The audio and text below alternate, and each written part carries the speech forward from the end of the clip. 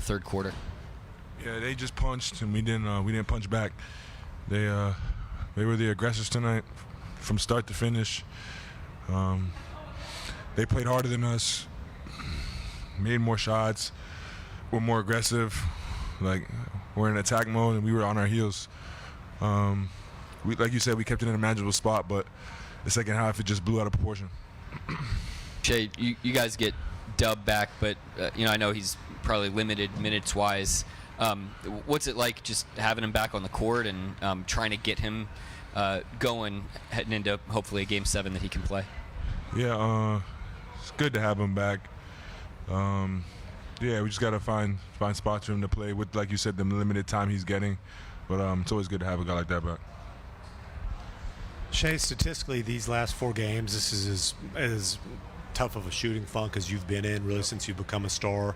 What do you think are the factors there, and how can you get back to your norm in Game 7? Yeah, I'm not too sure, to be honest. A lot of the shots that I'm shooting, I've shot plenty of times before, and they feel good. They're just not going in. But yeah, it's too late to abandon my work and abandon my game and who I am. This late in the season, I got to trust it and live or die by it. You guys obviously haven't lost a lot in these playoffs, but when you have lost, you've been able to respond. Why do you think you guys have been able to respond as well as you have the losses?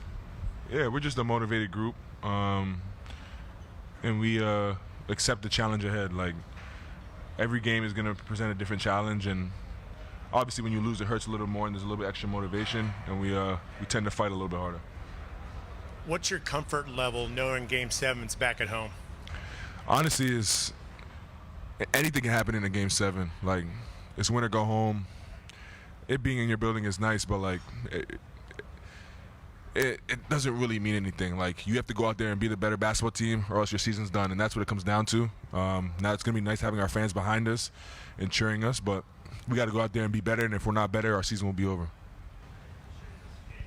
From you guys, similar to Game 6 in Denver last year, Game 6 in Indy, but you guys obviously came back from both of those series. Do you think about that at all, and just how you responded from those Game 6s? Not really. Like, this team is a new task, new challenge. I said since the start of the series, it's about getting better after every game. We got to continue to do so if we want to give ourselves a chance to come out this series. Yeah.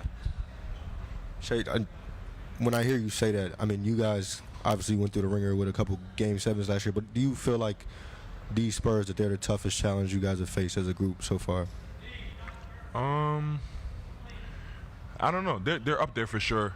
Indiana and Denver were pretty tough. Taking us to Game 7, probably the common denominator with those groups. But yeah, they're a very tough team, really good team, especially this late in the season. You're going to play teams of this caliber. It's no surprise.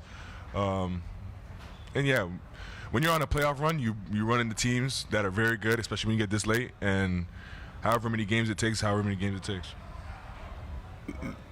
We talk so much about the other guys that are fighting through stuff, but how much mental and physical fatigue do you have, and how are you fighting through it? Oh, I'm good. I'm ready to go. Biggest game of my career. Yeah. Is it the biggest game? It's the next game, and if I lose, my season's over.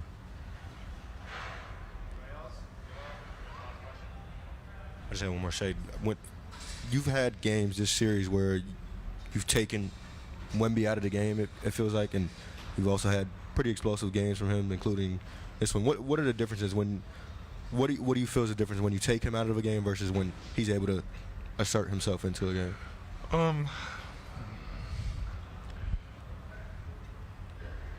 I think he's comfortable, and when he's comfortable, he's good, like really, really good, and he's had big nights. I probably wouldn't want to get into like scheming wise, but yeah, when he's in his comfort zone, he's a really good player.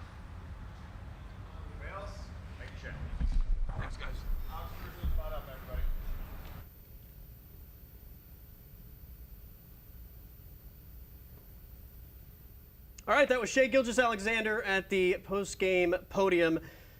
Spurs 118, Thunder 91, a 27-point blowout win for San Antonio to force a Game 7 on Saturday. Shai, 15 points tonight, 6 of 18 from the floor, 0 for 5 from 3, 4 assists, 2 turnovers, was a minus 28 in his time. Let's listen into Alex Caruso at the podium. Away from that, knowing that you kind of have been in this situation before. Yeah, you just wish you would have played better in Game 6 and could finish the series. Other than that, different team than both of those teams. Maybe having the experience of a Game 7 for some of these guys will be, beneficial. Other than that, man, it's just, you gotta look at what you can do better and then get ready for Saturday. Alex, you guys, despite their runs and their shot making the first half, had the game, within striking distance at halftime. What did you sense coming out of the locker room was different about the third quarter? Yeah, we were just slow to start playing how we needed to play if we were going to try and win this game tonight. I think a couple of their first possessions was like transition three, transition layup.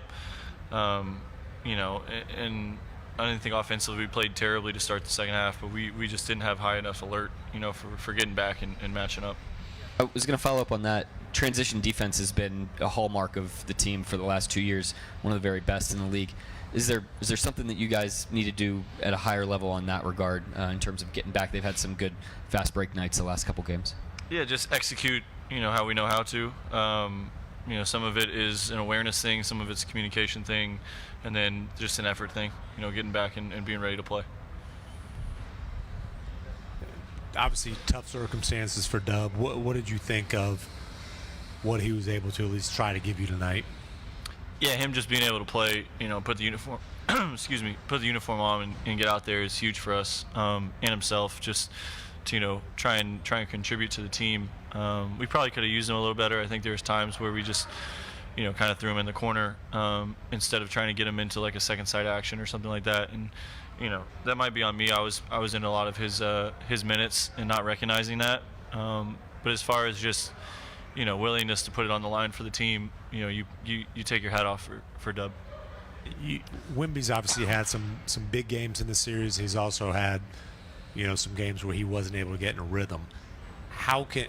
What can you guys control to keep him from getting in the kind of flow that he was able to, especially first half tonight? Yeah, he made jump shots. He made a lot of jump shots in the first half.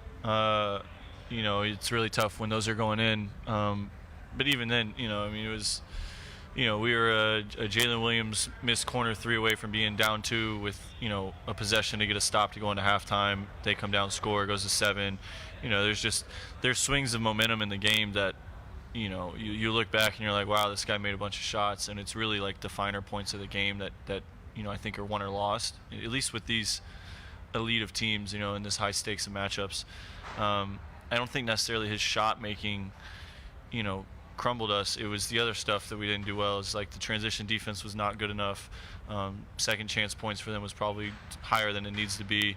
And then just overall shell defense execution for us. Obviously, if he makes shots, it's going to be tough. But I don't think necessarily that was like the one thing tonight that stopped us from winning the game.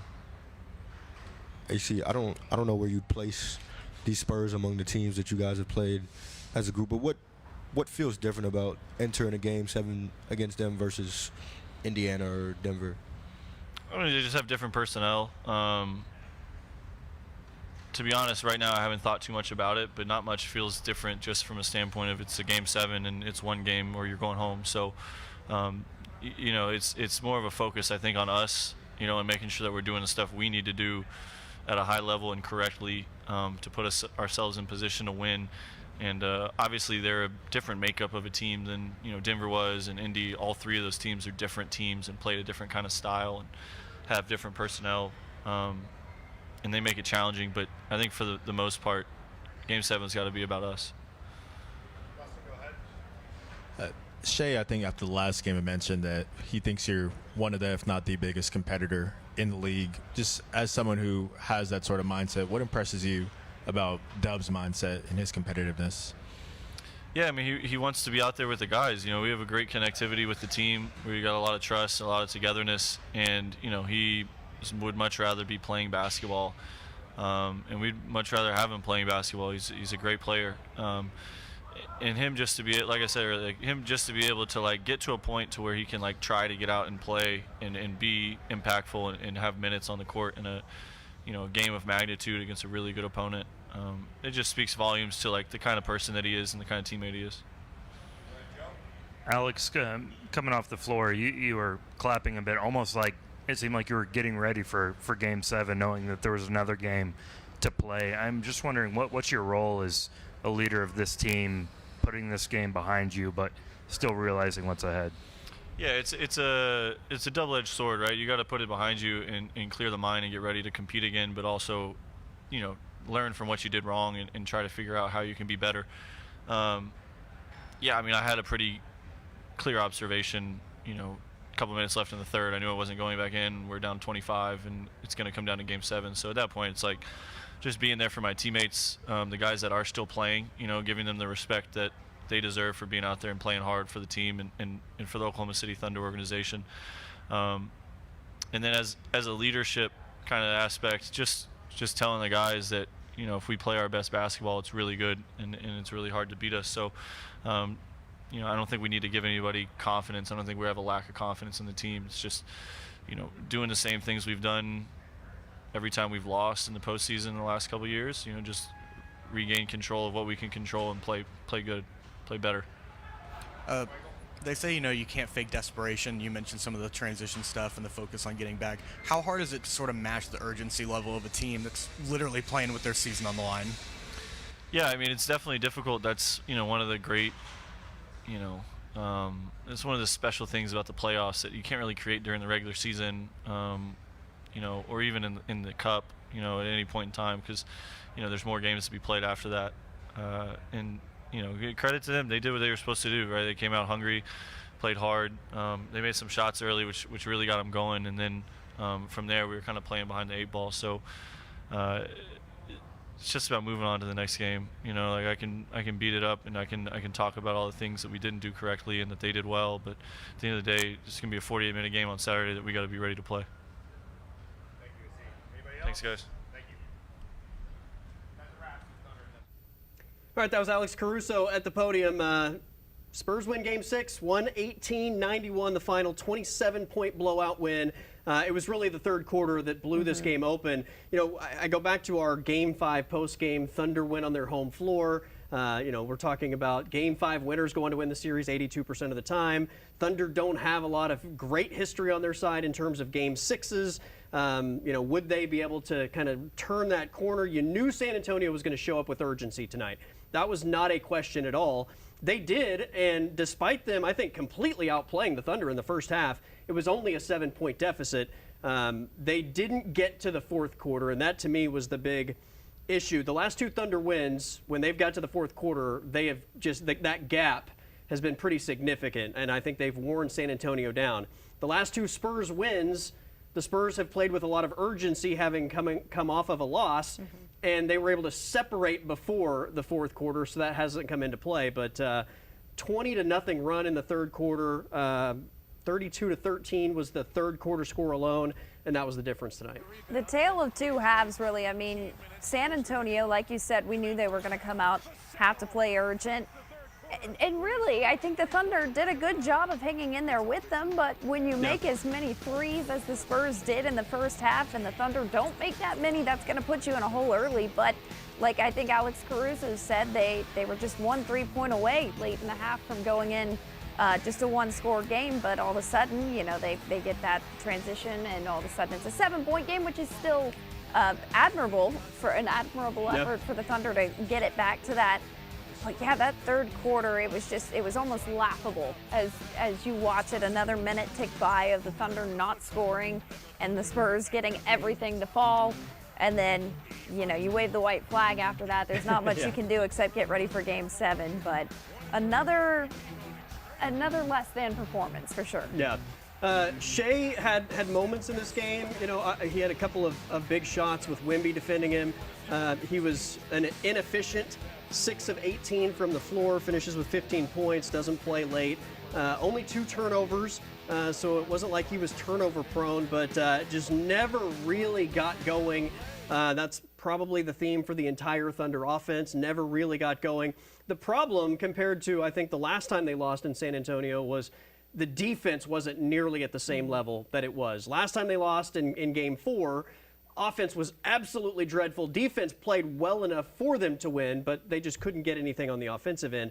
Tonight, they had moments of offense. Didn't shoot the three ball well all night, but had moments of offense. But the defense, I thought, for the most part, was lacking that tenacity, that effort, energy, aggressiveness, focus, whatever word you want to use to describe it. And I think the Thunder use all those words at different times. It didn't have that, and you felt like San Antonio was clearly the aggressor early in this game. The Thunder survived, I think, the aggression and physicality and urgency that San Antonio played with, but at some point, San Antonio kept that aggression, and the Thunder, I think, once they kind of faced a little bit of that becoming a tidal wave, just, didn't seem to be able to answer. It's always surprising when you see a team that plays as well on defense as the Thunder have a night like tonight.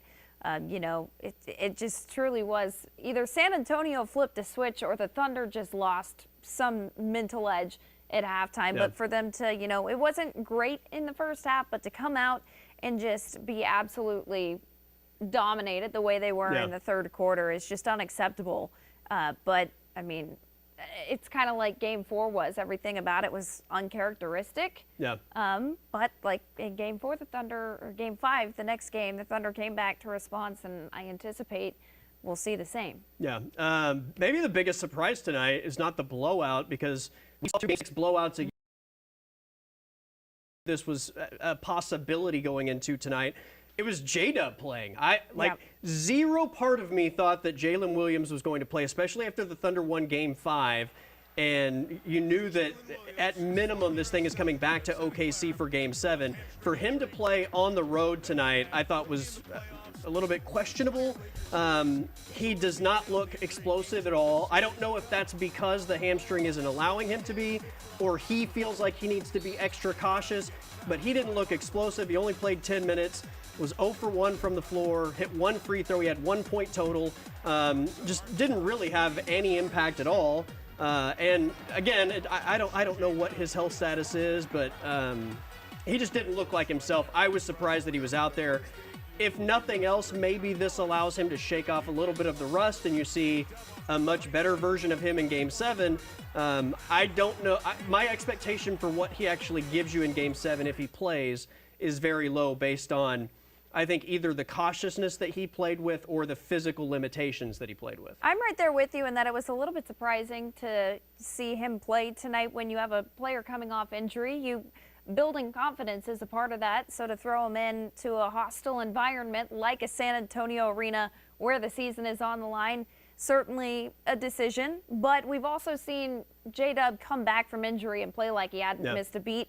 So I see it from that point. But yeah, I mean, the rust was evident at times, and thank goodness he has this kind of, I say this kind of game, but has that those issues in a game where everyone was doing poorly. Now, like Alex Caruso said, maybe they could have used him a little bit differently, and that might have changed things. But overall, I think, rust is knocked off, hopefully, and we'll see more. And yeah. If you're going to find silver linings, and there weren't many tonight, I did feel like in Chet Holmgren's minutes, he probably played as well as he's played in any full game of this series. I know the numbers, maybe won't reflect it, 10 points, 11 rebounds, but I thought he was incredibly aggressive on the glass. I thought he looked just more active physically tonight. That's a good sign, I think, in terms of just what you need out of him in this series. Game 5 was obviously a massive step up from what the first 4 games of the series were, and I felt like tonight was at least following that path. I feel like compared to the first 4 games of the series, not saying that Chet was great tonight, but compared to the first 4 games of this series, the last 2, Chet has been significantly better, and maybe there's at least some light at the end of that tunnel, which would be a Game 7 performance. It steps in the right direction, and when the direction is heading toward a Game 7, I mean, you'll take it. But yeah, I think same with Jalen Williams. It comes down to building confidence, and I think he's slowly but surely getting some of that back, and it starts with playing aggressive. And he was really good, not just on the defensive end, but especially on the offensive end, off the glass, to see him go up for some of those balls, get the rebounds he did. It all helps in the end, I think. And, you know, like you said, it's a small silver lining, but you'll take what you can get. Yeah. Last year, Game 5 against Denver was one of the most fun, I think, sporting atmospheres I've ever been a part of. Just being in the arena and feeling the sways of momentum, both for the Nuggets and the Thunder, and the crowd was awesome. And OKC wins that hard-fought battle, and you have all this maybe that was the death blow, and how are the Nuggets going to come back from losing a game like that? You go on the road. It was kind of like tonight, where the Thunder hung in the first half. Felt like Denver was outplaying them, but they hung in the first half. Denver outscores them by 11 in the third quarter, ultimately wins the game by 12. I think their largest lead, it was up to 16, but I mean, it was one of those games where Denver controlled the second half, and the Thunder weren't going to get it done. Game 5 against Indiana, also great atmosphere, great performance. You think they're one game away from winning the NBA Finals. They've taken this lead. They have a real chance to go get it done on the road, and Indiana outscores them by 19 points in the second quarter, controls the game the rest of the way. The largest lead in that game was 31 by Indiana. The final score was 108-91. They only won by 17. I say only because it felt like a 40-point win, and that's maybe a credit to the Thunder bench just putting some points in late. But that game was never really close. Thunder come back and win Game 7, obviously, to win the NBA championship. So this kind of fits right in line with what those were. Thunder win the Game 5. Feel like they're they're one win away. You feel like maybe this is the time that they're going to turn that corner. I know that they said throughout this playoff run they made it a point to perform better in Game 3s than they did a year ago, because all their Game 3 performances last year were terrible. I wondered if that was going to be something that they sort of latched onto tonight, because their 2 Game 6s last year were dreadful. And again, at least they hung in for a half. I thought it was a good sign. At least they were only down 7 despite getting completely outplayed. And it was the third quarter, outscored by 19. 32-13 was the score in the third quarter. 92-66 the score going into the fourth quarter. The game was over, and San Antonio cruises to the end. They have shown the ability the last 2 postseasons to bounce back in a big way from every loss. They didn't lose against Memphis in the first round. They lost twice against Denver, or 3 times against Denver, bounced back to win every time they lost. Lost once against Minnesota, bounced back and won big. Lost 3 times against Indiana, bounced back. Obviously didn't lose any games in the first 2 rounds of this postseason, but have responded to every loss so far in this series. And, if you're going to have a Game 7 anywhere, having it at the Paycom Center is the place you want it. The crowd is going to be insane. The atmosphere is going to be insane. It's on a Saturday, so you just feel like the buzz in Oklahoma City is going to be off the charts all day long. Shea mentioned it, though. All of that can be great, but if they don't show up with urgency and don't play to the level that they're capable of playing, the crowd isn't going to be a factor. You have to make the crowd a factor by playing as hard as you can, and they were completely outplayed, out-hustled, outworked tonight. You would expect that that's not going to be the case in Game 7, but they've got to show up and do it. What I found interesting was when Shea was asked about, in those previous seasons you mentioned, they do bounce back from a poor showing in Game 6, and he kind of made it sound like, those are previous teams. But at the same time, while I understand that it's a different year, it is mostly the same team in terms of personnel. But also that experience, I think, is what gives them some mental comfort coming into Game 7, and hopefully allow them to play a little bit looser. And granted, we thought that the inexperience of the Spurs would maybe bite them a little bit sooner, but they clearly keep showing up in this squad's at least first elimination game like this. So I know it's going to be a really back and forth game, and I personally am excited to witness that. I've not gotten to see a Game 7 in the Paycom Center, so I expect a fun time. You are in for a treat. The atmosphere will be sensational. I know you said Game 5 was like the best atmosphere you've seen now. This will be even better than that, and I think given the fact that these two teams have played the games that they have played this season, even going back to the regular season, the bad blood, the physicality of this series, the next potential generational superstar in the waiting while you have the 2-time MVP, feeling like maybe the next 5 years of NBA dominance is on the line. The atmosphere is going to be wild. Everybody will be in their seats 30 minutes before tip-off.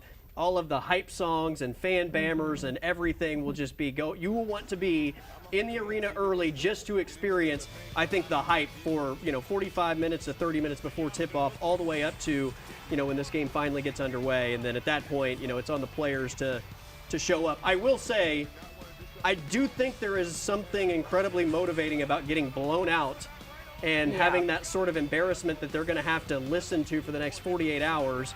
And that's going to it's going to put a bigger chip on their shoulder, having lost this game by 27 points than maybe if it was a tight game that they lost by 1, right? Those games are usually more heartbreaking than anything. To lose by 27, everybody nationally is going to talk about San Antonio owns this series. They have the Thunder's number. They finally figured it out. Wemby came to life. I mean, there's been an overreaction to every game in this series. Game 6 is going to be no different. The narrative is going to be, San Antonio blew them out. San Antonio has figured out the puzzle, and, the Thunder better watch out. The Thunder should, and I believe will, have a giant chip on their shoulder. You mentioned the motivation of a blowout versus a close loss. I would imagine that's a little bit easier to recover from emotionally. Because in a blowout, you know where it's headed. You can start to prepare for the next game. Be like, okay, I know it's not happening tonight. Let's just move forward. But when you have a close loss, you're sitting there maybe dealing with it a little bit longer, having it play through your head. So, like you said, I kind of agree with you that I think this is going to be, for one, you don't want to get blown out. It's embarrassing. Right. But, two, I think it allows them to get into the right headspace a little bit quicker. Yeah. All right, before we wrap up, let's hear a little bit from Thunder head coach Mark Daigneault as, again, Spurs win a blowout Game 6, Game 7 in OKC Saturday night. That's going to be a 7 o'clock tip-off. Mark Daigneault following Game 6. Mark, despite a hot start for them, you got the game to a manageable place by the end of the first half. What did you feel out there in the third quarter during their 18-0 run? Yeah, halftime, we felt pretty good. They had 11 threes. They kind of had the wind at their back, and we were able to get it to a very manageable spot.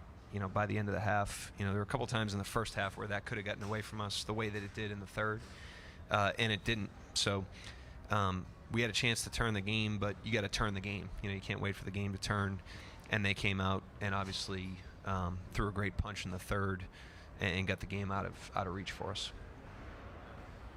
What was kind of it like to be able to have J-Dub back, and what did you just experience, I guess, getting him back and getting him into the rotation?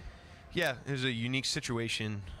Ever since he got hurt, he's been hell-bent on trying to get himself to this point. I give him a lot of credit. He's a big-time team guy. He's a big-time competitor. He's obviously not 100%. He didn't know what to expect. I didn't know what to expect. So it was a matter of getting him out there in kind of an insulated role and see what he could bring to the team. But again, he's an all-star player. He's an all-NBA player. That again, he hasn't done like a full return to play the way that he would if this was the regular season, and yet he just wants to do whatever he can to try to contribute whatever he can to the team. So I give him a lot of credit, to get himself out there. He did the best he could. Certainly not the reason we lost. We had a lot go wrong tonight, but it was great to have him back and back available. Mark, you've talked at different times this postseason about this group being pretty cognizant themselves of their history with Game 3s, and that you didn't even need to really step into that conversation in this postseason. But Game 6 is a pretty similar history with this group. What makes this game so difficult to win, and why did you think they couldn't really correct that history tonight? I don't know. I think it's hard to win a playoff game, period, against anybody. It's hard to win a playoff game against a great team. It's hard to win a playoff game against a great team on the road. It's hard to win, really any Game 6 in that situation. So I don't know that it was necessarily anything, we did wrong. I thought we were ready to play. I felt confident going into the game. And I felt confident, like I said, at halftime. It had the makings of a road win if we could be the team that threw the punch in the third. And they were the team that did that, which is why they won the game. You talked before about when Dub comes back, he's just itching to get back out there. Can you kind of speak to what you've seen out of him these past few days in terms of that, but also how he's finding that balance between, understanding when is the right time rather than just rushing it? He's been questionable for all these games, and he's warmed up, and he's been on the doorstep, and it's just a matter of how he feels before the game in combination with the people on our side. Like I said, there's a lot of stakeholders in a situation like that. It's a very unique situation. Everybody was on the same page, understood how we wanted to handle it, and we handled the situation as best we could. But again, I don't want any of the details of that to overshadow like what a big time competitor this guy and big time team guy. He's not waiting until he feels pristine. He just wants to be a part of it, just wants to help the team, and I give him a ton of credit for that. All right, that was Thunder head coach Mark Daigneault following the Game 6 loss. We are headed to a Game 7 on Saturday.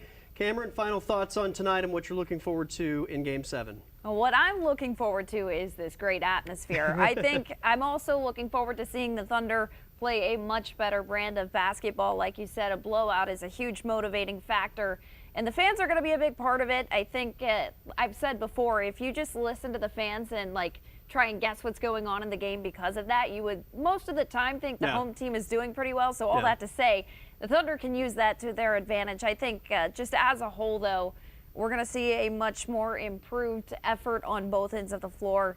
And these guys are going to play like the season's on the line because it is on the line now. I also expect the same thing out of the Spurs, and it's only fitting that this Game 7 takes place, and I think it's going to deliver. I don't know what adjustments we'll see from San Antonio. I don't know what adjustments we'll see from OKC. The reality is these teams know each other very, very well.